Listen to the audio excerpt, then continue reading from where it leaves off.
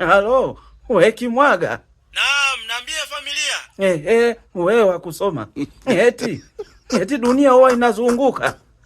Nazunguka baba, mambo ya geography hayo. Sasa kama ni hivyo, mbona sijawahi kuamkia Ulaya? Mawapi huko Marekani manini? Kutwa tu niko hapa Tabora. Niko na parangana tu huku. Kaka, dunia sawa inazunguka, lakini si wewe unavyofikiria wewe.